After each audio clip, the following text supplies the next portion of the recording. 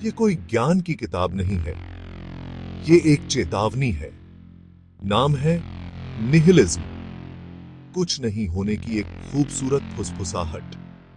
ये तुम्हारी आत्मा में उतरती है, तुम्हारी हर सच्चाई पर सवाल उठाती है। एक बार जब तुम इसके अथाह सागर में देख लेते हो तो तुम हमेशा के लिए बदल जाते हो। संभल कर आगे बढ़ो। तुम्हारी हकीकत जैसी तुम जानते हो चकनाचूर हो सकती है। विश्वास का सुकून, मकसद का भ्रम।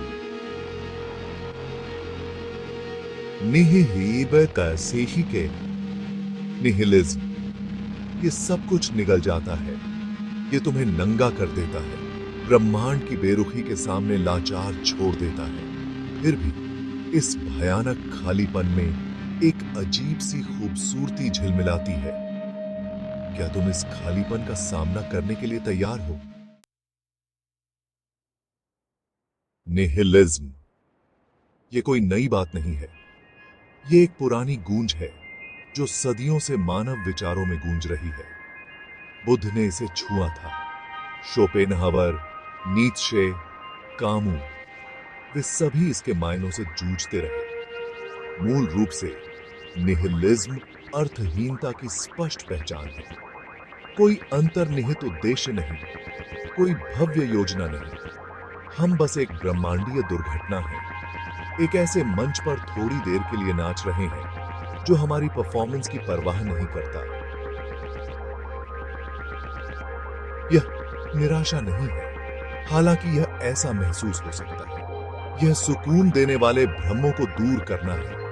एक ऐसी दुनिया की कल्पना करो जहां कोई अंतर्निहित मूल्य नहीं है, कोई नैतिक पूर्णता नहीं है। भयानक, आजाद कर देने वाला, शायद दोनों। निहिलिज्म हमें अस्तित्व के कठोर सत्य का सामना करने के लिए मजबूर करता है। हम इस दुनिया में पैदा हुए हैं अपनी मर्जी से नहीं, बल्कि अर्थ की पहले से मौजूद संरचना में। धर्म, समाज, परिवार, वे हमें एक कहानी, एक स्क्रिप्ट देते हैं जिसका पालन करना होता है। लेकिन क्या होगा अगर हम इस स्क्रिप्ट को ही फेंक दें? क्या होगा अगर हम सौंपी गई भूमिकाओं को निभाने से इनकार कर दें?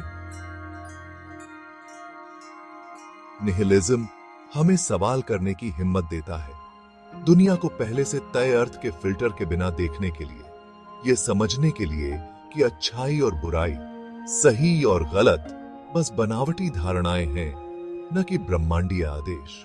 यह बेचैन करने वाली स्पष्टता निहिलिज्म प्रदान करता है। यहां निहिलिज्म का विरोधाभास निहित है। यह भयावह और आनंददायक दोनों है। भयावह इसलिए क्योंकि यह पहले से तय किए गए उद्देश्य के सुरक्षा जाल को हमसे छीन लेता है। ब्रह्मांड को इस बात से कोई फर्क नहीं पड़ता कि हम सफल होते हैं या असफल, हम दयालु हैं या क्रूर। लेकिन इस भयानक आजादी के भीतर ही परमानंद है। अगर वास्तव में कुछ भी मायने नहीं रखता है तो सब कुछ मायने रखता है। हम अपना अर्थ, अपने मूल्य, अपना उद्देश्य खुद बनाने के लिए स्वतंत्र हैं। हम बाहरी मान्यता की बेड़ियों से मुक्त होकर अपनी कहानियों के खुद रचयिता बन जाते हैं। यह निहिलिज्म की खतरनाक सुंदरता है। अंतर्निहित दिशा से रहित ब्रह्मांड में अपना रास्ता खुद बनाने की आजादी। एक चित्रकार की कल्पना करो जो एक खाली कैनवास को घूर रहा है। ज्यादातर लोग खालीपन, एक शून्य देखते हैं। निहिलिस्ट क्षमता देखता है।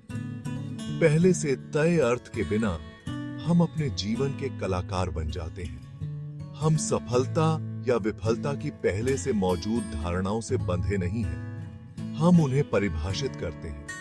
हम चुनते हैं कि किस चीज को महत्व देना है, किसके लिए प्रयास करना है, किस चीज को पीछे छोड़ना है। जैसा कि कुछ लोग मानते हैं, यह सुखवाद का लाइसेंस नहीं है, यह आमूल चूल जिम्मेदारी का आह्वान है। अगर वास्तव में कुछ भी मायने नहीं रखता है तो हमारी पसंद अर्थ के निर्माण खंड बन जाती है। हम केवल खुद के प्रति और दुनिया पर अपने कार्यों के प्रभाव के प्रति जवाबदेह हैं। भाग 6। अर्थहीनता का प्रलोभन। निहिलिज्म का आकर्षण इसकी सटीक ईमानदारी में निहित है। यह सुकून देने वाले झूठ या आसान जवाब नहीं देता है। यह ब्रह्मांड को वैसा ही प्रस्तुत करता है जैसा वह है, उदासीन, बेपरवाह, एक विशाल ब्रह्मांडीय मंच जिस पर हम अपने क्षणभंगुर नाटक खेलते हैं। लेकिन इस प्रतीत होने वाली निराशा के भीतर एक गहन मुक्ति निहित है। अंतर्निहित अर्थ के अभाव को स्वीकार करके हम अपेक्षा की बेड़ियों से मुक्त हो जाते हैं। हम क्षणभंगुर में सुंदरता, सांसारिक में अर्थ खोजना चुन सकते हैं। हम इस सब की बेरुखी को स्वीकार कर सकते हैं और शून्य के सामने हंस सकते हैं। यह अजीब मादक आजादी है जो निहिलिज्म प्रदान करता है। भाग 7। न कोई दिशा सूचक यंत्र, न कोई लंगर। निहिलिस्ट अस्तित्व को नेविगेट करना भटकाव वाला हो सकता है।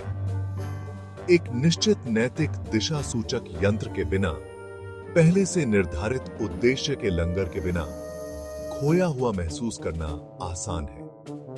दुनिया अनंत संभावनाओं का कैनवास बन जाती है और पसंद की विशालता लकवाग्रस्त कर सकती है। लेकिन यहीं से असली काम शुरू होता है। निहिलिज्म निष्क्रिय स्वीकृति नहीं है। यह अस्तित्व की स्वतंत्रता के साथ एक सक्रिय जुड़ाव है। यह आपके अपने नैतिक ढांचे, आपके अपने आंतरिक दिशा सूचक यंत्र को बनाने के बारे में है, जो आपके कार्यों का मार्गदर्शन करे।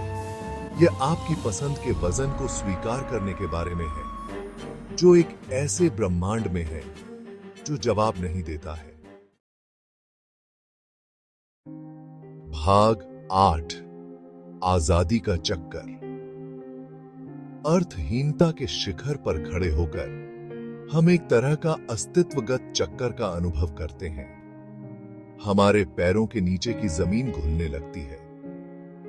विश्वास की जानी पहचानी संरचनाएं चरमरा जाती हैं। यही सच्ची आजादी की कीमत है। लेकिन इसी चक्करदार गिरावट में हम अपने स्वयं के लचीलेपन की खोज करते हैं। हम अपना अर्थ, अपने मूल्य, अपने अस्तित्व के कारण खुद बनाना सीखते हैं। हम अपने भाग्य के निर्माता बन जाते हैं। हर पसंद, हर कार्य, हर परिणाम के लिए जिम्मेदार। यह एक भयानक और प्राण पोषक जिम्मेदारी है। सच्ची आजादी का बोझ और उपहार। भाग 9। एक असहज जागृति। निहिलिज्म कोई सहज दर्शन नहीं है। यह अस्तित्व संबंधी चिंताओं के लिए कोई सुखदायक बाम नहीं है। यह चेहरे पर एक तमाचा है, वास्तविकता की उदासीन प्रकृति के प्रति एक अशिष्ट जागृति। लेकिन इस बेचैनी के भीतर गहन परिवर्तन की संभावना निहित है। रसातल में देखकर अस्तित्व की अर्थहीनता का सामना करके हम खुद को एक गहरे, अधिक प्रामाणिक अस्तित्व के लिए खोलते हैं। हम नश्वर में सुंदरता खोजना सीखते हैं, रोजमर्रा में अर्थ खोजना सीखते हैं। हम इस सब की बेरुखी को स्वीकार करते हैं और हंसते हैं, निराशा में नहीं बल्कि मुक्ति में। यह निहिलिज्म का खतरनाक, सुंदर सत्य है। यह उत्तर खोजने के बारे में नहीं है, यह सवालों के साथ जीना सीखने के बारे में है।